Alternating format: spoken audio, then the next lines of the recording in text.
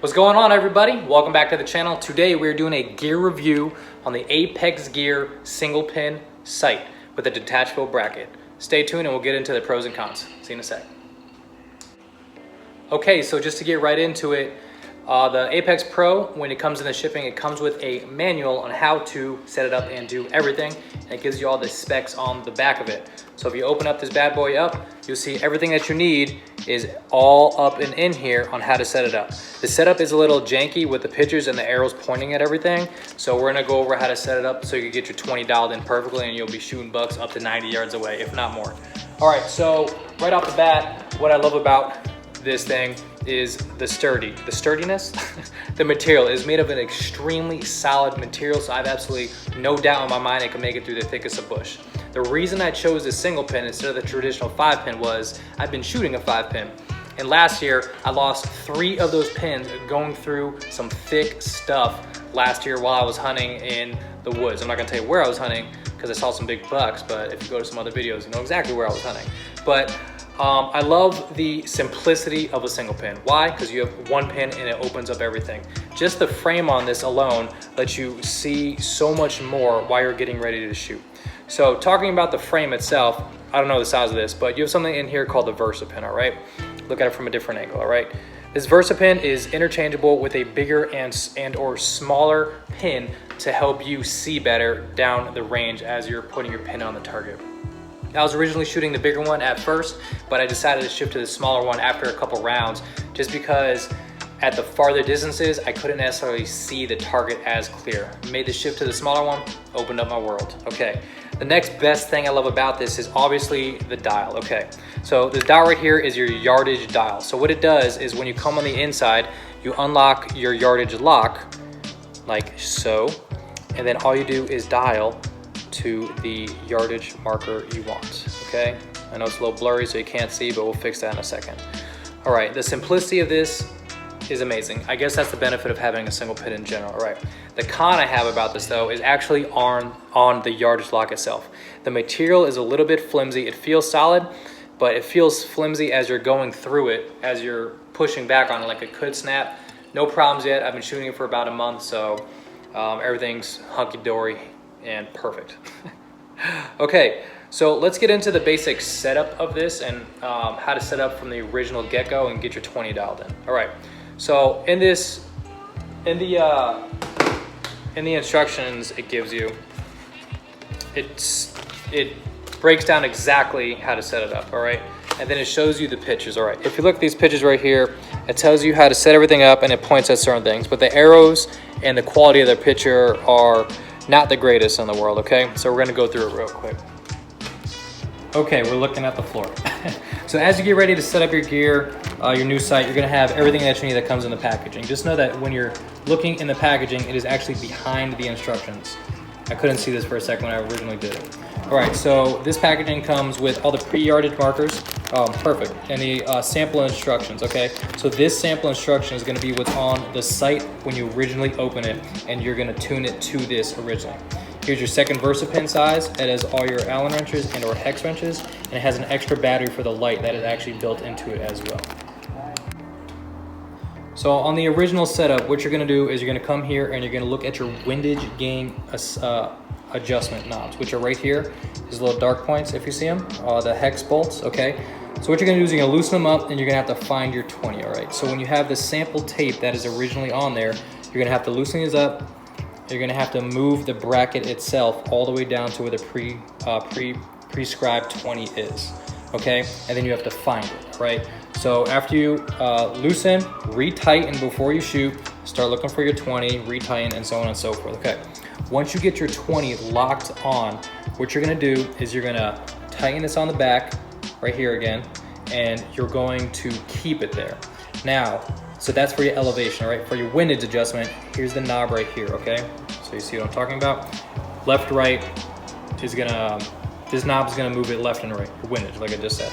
Okay, so once you're all set up and zoned on your 20, they recommend you go for your 50. So what you're gonna do is you're gonna loosen your bracket, all right, like so, and then you're gonna go and look for your 50, okay? So as you see, just a turn of the dial and it goes up and down.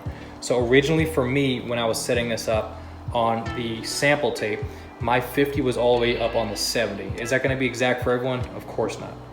So what I had to do is I had to go all the way up to the 70 at the time, lock it in and start finding it, okay? So once you're done locking in and you're confident that you have everything perfect, pre-lock in the yardage marker locker thing, I forget what this is called, but relock this in, okay? So what you're gonna do, you're gonna peel off the sample tape and don't move this at all, okay? Because you know exactly where it's at. Find the tape, the yardage, the pre-yardage tapes that come in the kit, and find the best one that fits it perfectly to where your 50 would be and matches to where the 20 would be, all right? So before you do that, make sure when you're doing your 20, sorry I didn't say this earlier, you mark it. What I did, I marked it with a little pencil where the 20 was. Okay, so you're gonna pull off the tape, you're gonna find the new yardage tape, and what you're gonna do is you're gonna get it as close as possible to where the pin is pointing, okay? So for me, obviously, when I did this, my pin was directly on the 50. Boom. And I locked that sucker in, I pulled off the old tape and just stuck it right on. Easy day, okay? That's it. All right, now that everything is all set up, we're gonna go to the range. I was actually there yesterday. And I'm gonna show you how to take off the bracket, put it back on. Extremely simple. And we're gonna shoot some rounds down range and show you how the accuracy really works. Okay, here's my bow. I got a PSE Drive LT, a little older, but sounds great. Beautiful, no issues. Okay, so after you get your mount set up right here, right, it's a normal bracket mount for all sights like you normally do. All you're gonna do is you're gonna grab new sight, and it's simply just gonna slide right in, all right?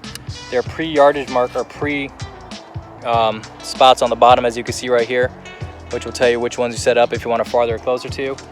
It's as simple as just sliding it right in. So I set mine to 3, screw it in, and boom, that's it. Easy day. Take it off, re-unscrew it, easy day. The benefit about that is when you're traveling, you could put it in like a protective case and you don't have to worry about anything shifting. All right, got my arrow knocked. All I'm gonna do is loosen it up, like I was saying before. Get a little closer, you guys see it. Loosen it up. We'll go down to the 20. Boom. Lock that sucker back up. So everything about this is perfect. My only complaint is this dial. I feel like it's a little bit flimsy. So in time, it may break going through, but as of right now, no issues. I just got this about a month ago, been shooting for about a month. All right, so 20, arrow's knocked.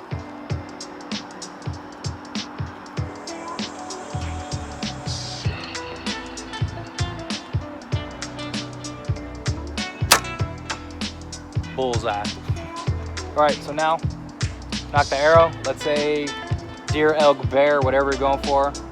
And move to a 30 real quick. You range it, boom, 30. You're just gonna come back over, push it up, slide to 30. Right away. 1, 2, 3, done. Line it up, 30. Boom, bullseye. All right, go to the 40, same thing. It's extremely simple, it's quick, you knock an arrow, single hand, boom, rotate, 40. So this does have the 5 yardage markers in between it, so 35, 45, etc. So if you're in between, obviously, they had that pre-built for you. Anything in between that, it's more guesstimating, so. All right, to the 40 we go.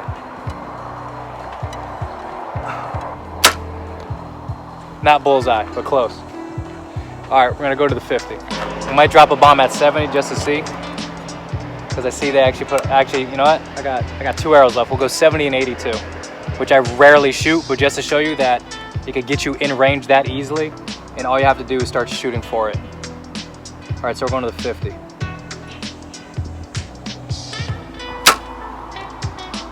Looks good. So the cool thing about this is it's easier to practice, in my opinion, like your 70 and 80, because you know if you did your pre-yardage setup correctly, you have nothing to worry about. So like I said, I've never shot at 70, I shot a little bit at 80 before, and all it takes is a simple turn of the dial.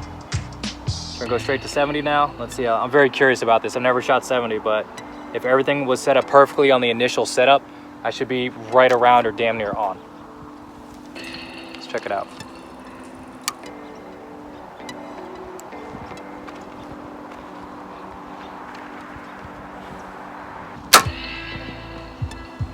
I hit the targets, that's a good sign. All right, let's bomb to the 80. And yes, we're gonna go look at them. I'm not just gonna sit here and tell you what it was. We're gonna go take a look. So this one that I have goes all the way up to 90. which in all honesty, I don't even plan on shooting past 50 unless I get really good at it at a 60. So this is just for shits and giggles right now.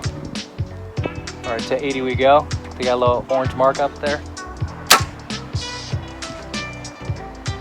All right, that was a really bad shot. I have no arrows to change. Okay, let's go take a look at them. Besides the 80, because I could tell you I shot high, but that was on me, not the thing. Let's go take a look at them and see how they came out. All right, 20 yards,